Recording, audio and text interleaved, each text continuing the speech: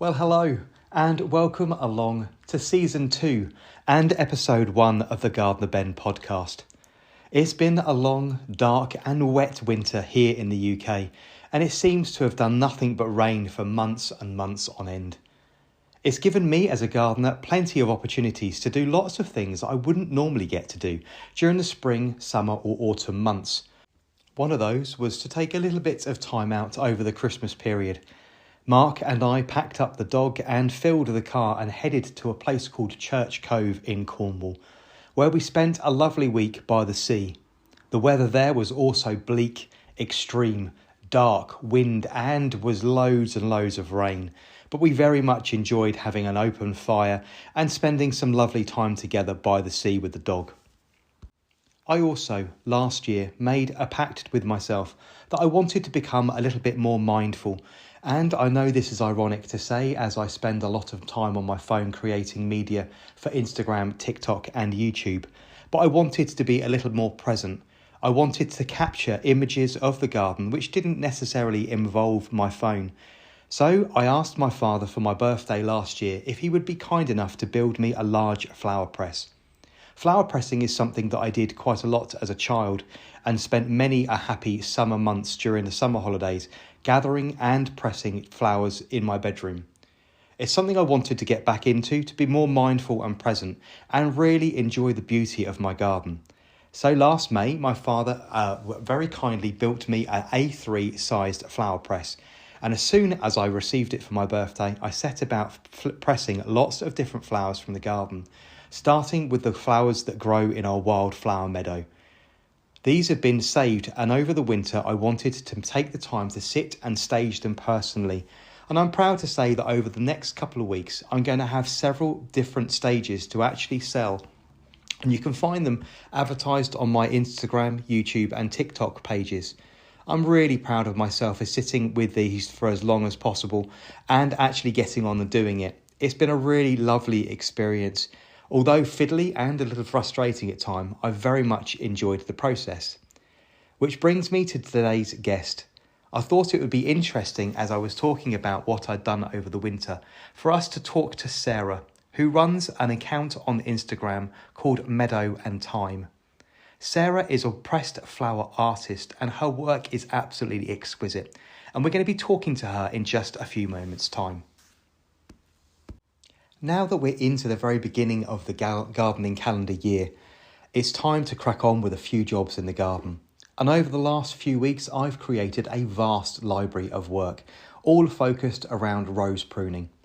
I've brought tutorials to my audiences on pruning young roses that have been in the ground for less than 24 months, that should be approached with a lot of caution as they're young and fairly tender and still settling into their locations in the garden.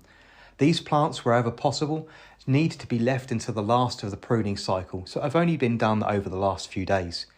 I've also brought you tutorials on how to prune climbing roses, fan training these onto walls and fences, traditionally putting these onto large spaces, bringing the canes down into the horizontal position.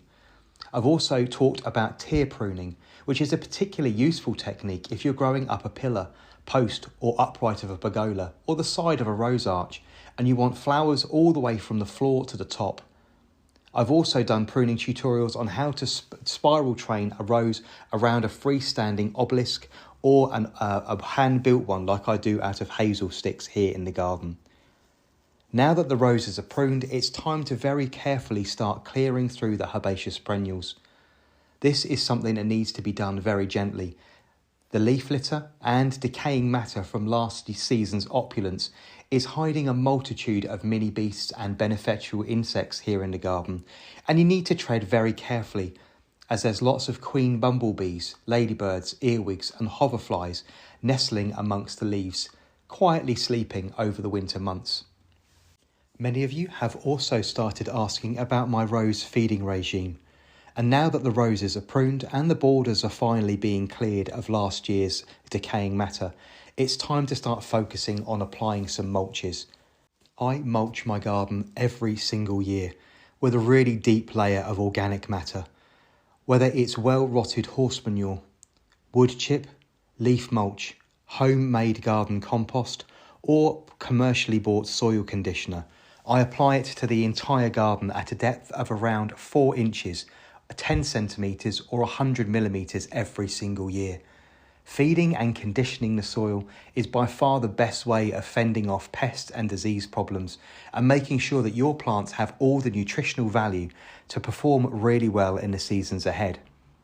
You can supplement this with a pelleted slow-release fertiliser if you like, which should be applied when the temperatures are correct, normally around late March to early April. Many of you are also asking about when you should apply liquid feeds, and these are like instant caffeine to your plants, readily available as soon as they're watered onto the leaves or onto the soil, and should only be used when the plant is actively growing. So save your money for just now and order yourself some product to make sure you have it ready and available when you need it, normally from the very end of June into July, August, September, normally ceasing liquid feeding somewhere in early October as the seasons start to change. Now in the 2nd and 3rd week of February, I'm going to be starting to decide what I'm going to be growing in the greenhouse this year, and starting off very slowly with a few seeds, making sure that I plot this germination time of my flowers and plants carefully from the date of the last frost. You want to make sure when you're growing any plant that you have the next stages of its development actually mapped out, and you know exactly what you're going to do with it when it needs that stage to be executed. So please don't be growing things like tomatoes, cucumbers and melons on your windowsills right now in the house, as you've got nowhere to put them when they're ready to move on to their next stages and they need potting up. Plants grown in this manner are often weak, gangly, and unfortunately need to be resown at a better time. You're better off being late to the party than you are being early and growing yourself weak plants that only will fail in the future. I'm going to be starting off with a few things that are really slow to germinate. A few chilies, some tomatoes and some aubergines should see me busy for the next few weeks. I'm going to be placing these under a nicely tightly fitting cloche in the greenhouse to give them a little extra heat and place them on a heat mat to get them moving. These are the only things that I'm going to be growing in February, as well as moving the autumn sown sweet peas out into the cold frame. These have made slow and steady progress over the last few weeks, being treated to a slight haven from the English weather in the greenhouse. They've been growing slow and steady, and now they've produced around 6 to 8 pairs of true leaves. It was time to pinch them out. I've taken out the growth tips, taking them back to around 4 pairs of true leaves from where they first actually started growing. I've then given them a half dose feed of Seafeed Extra from Envy. This is a seaweed-based organic fertiliser, and I've given them a half dose for the time being, just to give them a little kick and the energy they need to start bushing up and creating strong and solid plants. Now the weather is easing ever so slightly, these will be moving out into the cold frame over the next week or so.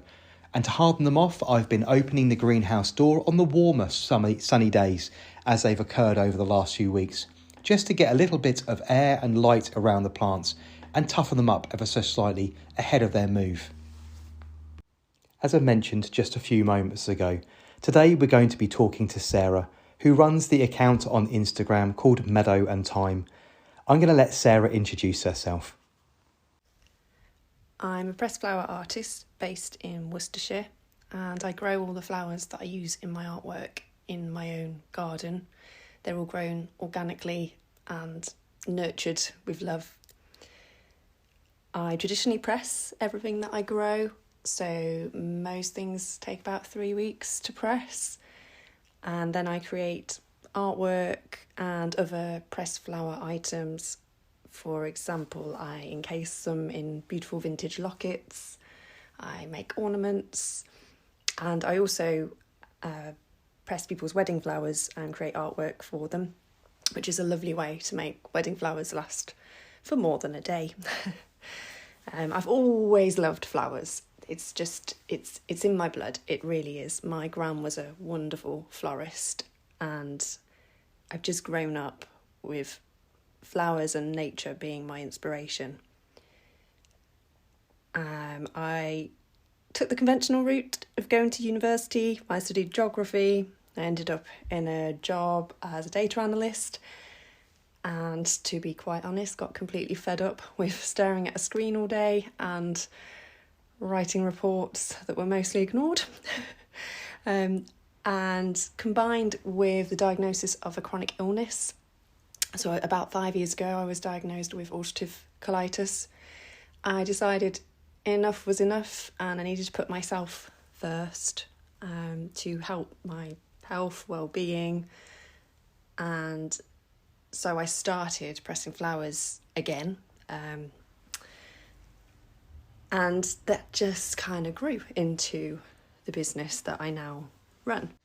Well, I'm really sorry to hear about your health struggles, and I'm so pleased that you had the foresight to choose yourself and put your health first and do something that truly made you happy. And it's funny that you should say that you should stepped away from pressing flowers as you did as a child. It's something that I mentioned earlier in the podcast and something that I did as a child too, stepping away from it for many years and only coming back to it over recent months. I too, as a gardener, trained professionally and then stepped away from the horticultural industry, frustrated by the long working hours, the heavy work, and most importantly, the really poor pay. I went off and did something else for several years and realised although I had much more money in my pocket at the end of the day, I was actually fairly miserable, and returned to horticulture around 20 years ago and have never really looked back. You mentioned that your grandmother was a florist, and it would appear this is what's really sparked your imagination into the world of flower pressing. Is this something that you used to do as a child as well, or something that's come about later in life? I love that we both spent our childhoods pressing flowers. It's just such a lovely memory for me. I also started pressing flowers as a child. Again, my gran was a real inspiration, and she taught me how to press flowers and just generally have an appreciation of how beautiful flowers are. I've got lovely memories of spending time in her garden down in Hampshire. I remember pots overflowing with fuchsias, and just stunning. Such a beautiful garden that she had. And she taught me how to press flowers, how to create with them. So basically all of this is her fault. But it's lovely because I have such wonderful memories of her, and she really is with me on my journey now. Even though she's passed away, it feels like she had such an impact on what I'm doing, and that's really special. And just touching on the fact that you said pressing flowers slows your mind and helps you to focus, I completely agree. I think immersing yourself in nature, working with flowers is so incredibly good for our health and well-being, and it's definitely helped me to improve my health and managing my illness, and it's something I encourage everyone to do. I don't think anyone has ever spent some time pressing flowers and regretted it. I think it's good for the soul, and I would love it if everyone gave it a go. Now this has really made me smile. I too am a Hampshire boy, born and bred. I was actually born in Winchester, and my family farmed around the Winchester area for decades. I spent all of my younger years living in around the Southampton area and still live in the county now, over towards Fordingbridge, halfway between Ringwood and Salisbury. It's lovely that you have these wonderful memories of your grandmother and that you feel that you carry her with you in your floral art now. Having this connection to the past is really comforting, especially when things get challenging. I did mention that I wanted to be more mindful, slow my mind and be a little more present, which is one of the reasons why I got back into it as a hobby. However, I have to admit, as a gardener who is used to working very manually with his hands, it's very difficult to sit still. Whether this is my neurospiciness or the fact that I'm so used to being active and doing physical tasks. Sitting down and, for instance, recording this podcast is often incredibly difficult, and I find it really frustrating that I don't seem to have really achieved a great deal. With the flower pressing, it has been a little bit challenging. Obviously, I've got great big meaty hands, so sitting down with tiny and very delicate pressed flowers with a pair of tweezers has been quite challenging. And I must admit, over the winter months, I've become quite frustrated with it. However, once I've finished the project and I stand back and look at it, I am overwhelmed with a sense of pride and I can literally transport myself to the area in the garden where I picked the flowers from in the first place. I'm now getting into the habit of being a lot more mindful when I collect the blooms as well. For instance, on site the other day, I almost took a snapshot in my mind of a hellebore together with a couple of snowdrops and a woodland violet, which altogether growing at the base of the tree would have made an absolute perfect collection. At that point, I didn't actually pick those flowers, but I made a mental note to be much more mindful and try and stage mine as naturally as at all possible. Now, my father made my flower press for me, and it was something that he really enjoyed doing, and I wanted something quite large to make sure that I could press whole roses and large items if I wanted to. Now, obviously, you're doing this as a full-time job and creating some beautiful art, not only pressing entire wedding bouquets, but also making antique pieces of jewellery like lockets and small stages as well. So where do you get your flower presses from? I have a lot of flower presses, yes, and an ever-growing collection. It seems that you can never have too many, that there's always room for one more, and I find it very easy to fill them all in the summer months as well. I'm going to need a bigger studio soon if this continues. So my flower presses, I've tried a lot of different flower presses over the years, and most of them, to be quite honest, are not up to standard. They are flimsy, they're just not built to last, and you can't get good pressings using them because they're just not right for the job, and that can then be really disheartening. So I've actually designed my own flower press.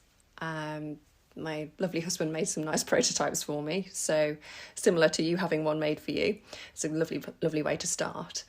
And we've then tweaked that design and really ensured that it's fit for purpose. It's durable, it will last, and I've come up with a really, really beautiful flower press made out of birch ply. I've actually gone for an A4 size, so I know that yours are a little bigger. So I found that A4 is the optimum kind of size for being able to get a really good even press without having to use wood that's so heavy that I can't lift it. So I stick to A4 pressings. And my top tip, if you're wanting to press something that's bigger than A4, so if it's got a really long stem or it's a really, really tall plant, is I would actually cut it up before I press it. So essentially shorten it so it fits in the flower press and then reconstruct it afterwards. And I know it sounds a bit scary, but if you reconstruct it really neatly, no one will ever know that you cut it to press it. So that's what I do. And I found that A4 presses, they're the best fit for me. I do actually have some information about flower presses on my website if anyone would like to get their hands on one. They're made in the UK by a small business and they really are gorgeous. I love using them. I'm really proud of them. I'm really glad that you mentioned this. I did ask my father to make me this enormous flower press, and he's done a really good job of it. It actually has a wooden insert which goes into the middle, which means that I can even out the pressure across the entire press, and it has 6 clasping bolts coming down onto it to make sure that it has a continuous pressure all over the product. So it's actually doing a really, really good job. When I first started again last May and went out into the flower meadow here, I wanted to press things that were as large as possible so I could make fairly large stages. However, I rapidly worked out when it came to actually staging these items that moving them around once they were covered in glue was really, really difficult. I tended to sit with a piece of paper and actually arrange what I want to display, and then rapidly realised that arranging these onto a piece of paper when they were covered in glue was really, really hard. So by the time I'd done about 5 or 6 and probably got quite frustrated, I had worked out that it was actually better to cut these items up into smaller sections and rearrange them onto the page. So moving forward, when I came to do the 4th or 5th press just a few weeks ago of spring flowers from the garden, just a few hellebores, some snowdrops and some early flowering primrose, that I was actually much more bolder about deconstructing, for instance, the hellebores before they went into the press. knowing full well that with my newfound skills arranging them at the other end, that I'd be much more capable of arranging them into something much easier to handle and easier to display. Now my press is once again full to capacity, and I'm wondering whether it would be cheeky for me to ask my dad if he could make me another one for my birthday, which is only about 4 or 5 months away. He thoroughly enjoyed making the first one, so I can't see him having a problem doing it all over again. Would you mind talking us through your process?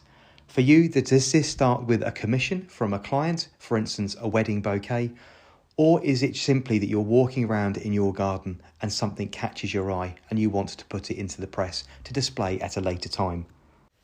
My process and choosing which flowers I press is very much led by the garden.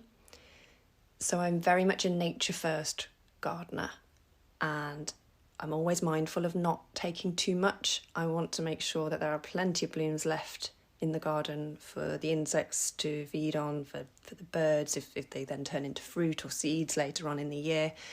So I only ever take a small amount of whatever is growing, and I will only ever take those if they are growing in abundance. I love looking for interest. So for me, a pressed flower is so much more fun and enticing if it's got something quirky about it, so like maybe a curvy stem or some tendrils, or if it's a beautiful leaf that's changing colour in autumn. For me, that's so much more exciting than just a beautiful flower. So I'm always drawn to interest and things that maybe others might overlook to start with. I think sometimes those can make the most fantastic pressings. I'd be interested to know if there's any particular flowers that you're drawn to.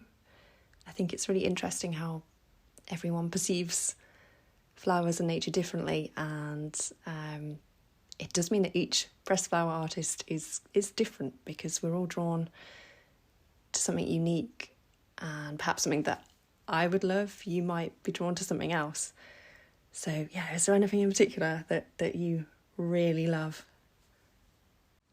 Goodness, yes there is actually, and it didn't come from something that I actually really wanted to press.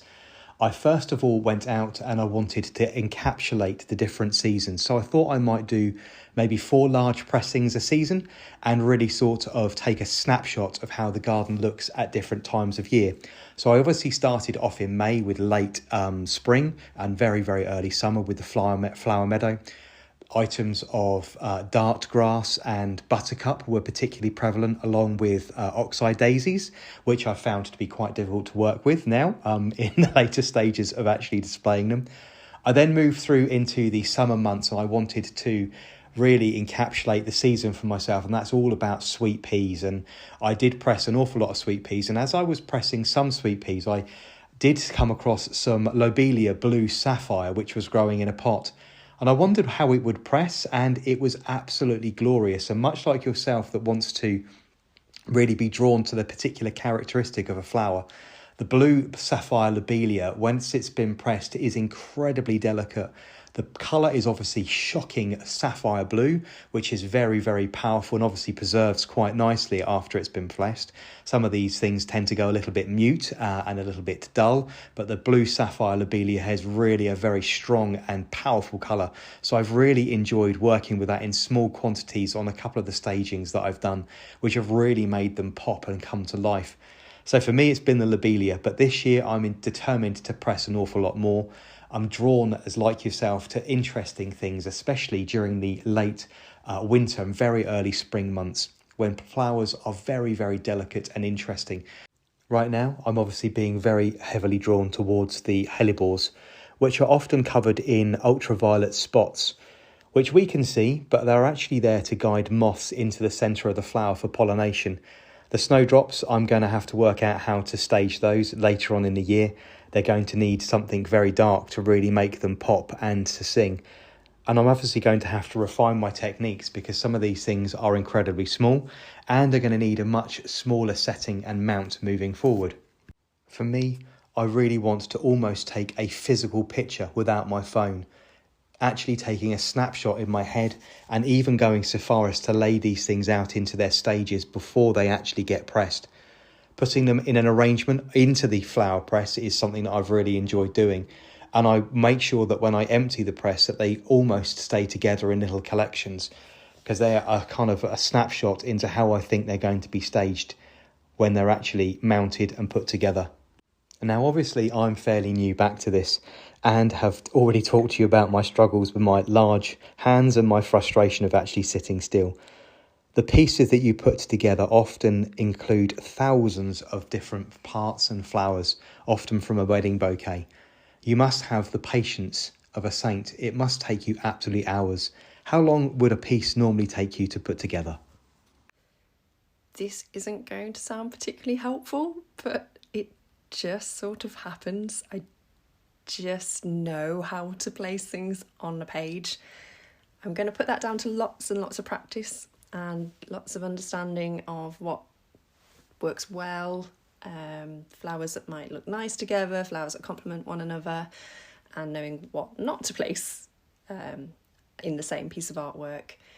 I did study art at A-level, so I think that that's helped a lot with understanding composition, things like the rule of 3. So perhaps I'll always make sure there's an odd number of a particular flower type, and if there's 3, then make sure they're placed in certain positions on the page.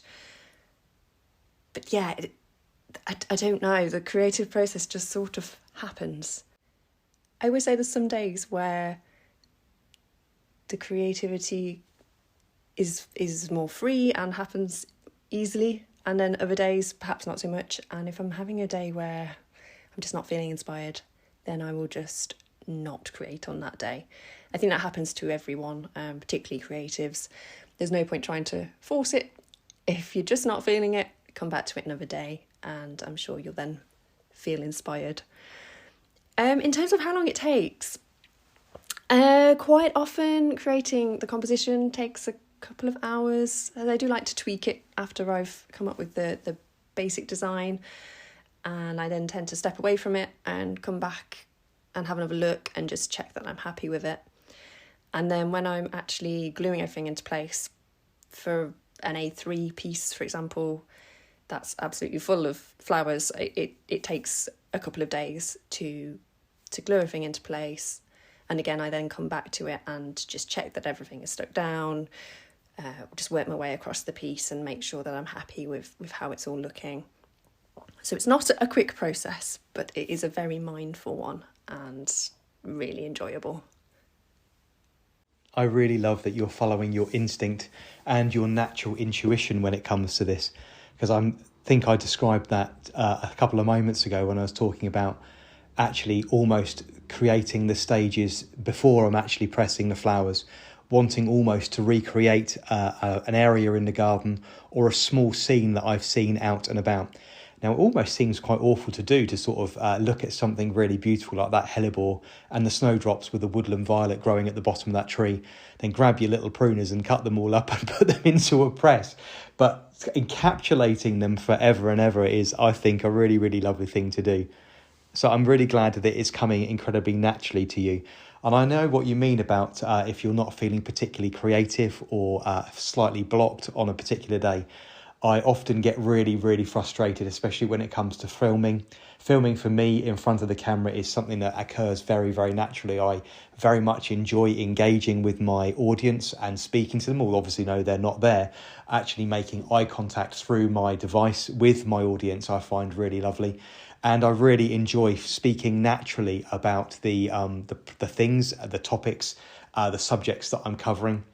And I hope that shines through the media that I create. The biggest blockages I've ever encountered are when I've worked with a particular brand and they've asked for a specific particular content, and you end up stumbling over different words that don't normally naturally come out of you. For instance, I worked with a composting brand not too long ago who needed me to get out the particular name of this particular compost. And it was really, really complicated. And I think after about I'm sorry to say, probably about 60 or 70 takes. I almost want to storm off and never ever film anything ever again. I find it so much easier when the content comes naturally to me. I either wake up in the mood where it's going to come out of me very freely, but I'm not one of these content creators that really struggles with the ideas. It unfortunately flows out of me in such a rate that I often can't keep up with it. And I think sometimes I create far too much. So it's nice that you're following your natural intuition with these things and leading with your gut, and they're actually speaking to you as you're displaying them. But 2 hours, wow, that's an awfully long time to do a display, and sometimes several days to actually make up the composites, which is astonishing. You can see that they take you a huge amount of time, and they absolutely astonishingly beautiful. You're putting the quality of my work to some shame. None of us ever know where our social media platforms are going to take us. When you started your business and you started sharing your passion for pressing flowers and displaying them, did you ever think in your imagination that you would have amassed such an enormous following online? To be honest, I'm still slightly in awe and in shock of how many followers I have, particularly on Instagram, and they're from all over the world, which is incredible. It's slightly scary, so I try not to think about it too much. I just try to put out content that I like and hope that others like it. But it is really lovely to be able to share my passion with people all over the world and hopefully inspire other people to give it a go. And it's really cool, actually, that people all over the world will be pressing different flowers to me and coming up with different results just because of what they're able to grow in their climate. And quite often people send me photos of pieces that they've created, and that's really lovely. And especially if they say that they were inspired by me. As I said, it's something that I'm still kind of getting used to a little bit, but definitely all positive. Isn't it astonishing where our accounts take us to? Once again, in my field, I never thought in a million years I'd be talking to people all over the world on such a regular basis, and have made so many wonderful friends and connections through the power of social media. Don't get me wrong, it's not always plain sailing. It can be quite challenging at times. I'm really hoping that you don't encounter any negativity with what you do. Myself, it's very little. I'm very blessed with the fact that I don't seem to attract too much negative attention, which sometimes means that when it does happen, it becomes a little bit hard to bear. But I never thought that I'd be talking to this many people. I never thought that I'd have so many people value and really look forward to my opinion when it comes to certain things. So I'm really pleased that you're leaning into your account and you're really enjoying the content that you're creating. For those listening and want to become a little bit more mindful and maybe give flower pressing a little bit of a go, which flowers do you find the best for a beginner to start with? For someone starting out with flower pressing, I always advise starting with flowers that have very simple forms. So, for example, violas, a lot of wildflowers, buttercups, daisies, they're lovely to start with. Forget-me-nots, they're just beautiful, gorgeous. And I think if you start with simple flowers that aren't too thick, the technical term I use for really thick flowers is juicy. So don't pick juicy flowers. So roses, dahlias, anything that's really quite bulky, they're unlikely to press well because they are too full of moisture, and your flower press just won't be able to work well enough, even with excellent blotting paper in there to draw out the moisture. They are very likely to go mouldy. They are expert level flowers. So for a beginner, always look for simple forms, and I just always encourage people to just give it a go and expect that some things will go wrong, and that's okay. That's all part of flower pressing. It still happens to me. Sometimes I'll open a flower press full of excitement and what's in there is just not quite what I had in mind. And then other times I'll have just tried a new flower, thought, I'll give it a go, and the results are absolutely stunning. So do experiment, but to start with, go for nice, simple forms.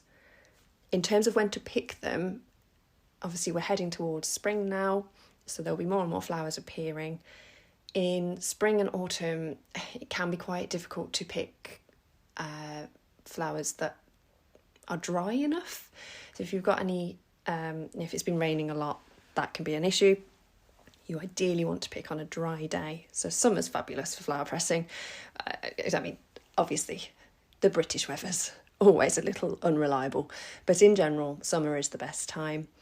And if you are picking in summer, I always recommend picking your flowers at mid-morning. So that means that any morning dew has disappeared, so your flowers are dry, but it also means you're picking them before the full heat of the day, because once you get to that point, the flowers will start wilting as soon as you pick them. And if they're already looking a bit sad and wilty by the time you put them in your flower press, you're not going to get the very best out of them. So mid-morning is perfect for picking. I'm interested, is there anything that you found that presses particularly well? Perhaps something I might not have thought of or might not have had the chance to press?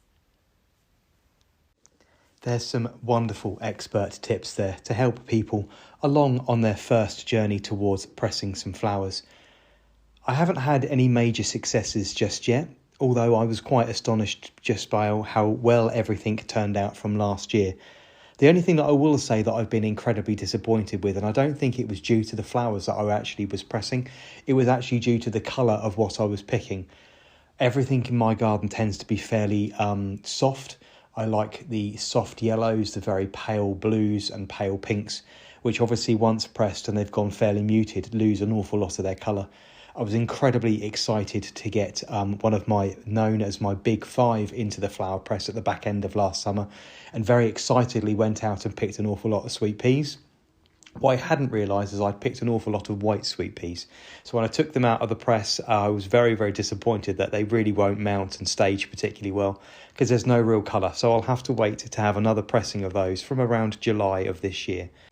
But thank you so much for those basic tips of how people can achieve the best results. I've already worked out from myself that during the winter months, it's actually better to pick right at the very end of the day. Hopefully by then everything is dried out just as the sun actually starts to set. And obviously in the spring and summertime when things are naturally much warmer, it's very similar to when you're picking a flower for actually display. You want it to keep as fresh as possible and to the very last moment, and you squash it in the press to completely encapsulate its beauty. Now comes the most challenging question of our little chat. I asked this to all of my podcast guests. If you had to leave your house in a rush and you couldn't return to it, which plant could you not live without? Which one would you have to take with you and why? I would run out into the garden and grab a clump of forget-me-nots, of which it wouldn't be difficult to find because they're all over my garden and they're very, very welcome because they are absolutely gorgeous. I love them. For me, a garden would not be complete without that carpet of blue in spring. Forget-me-nots, for me, are very special. They remind me of my gran.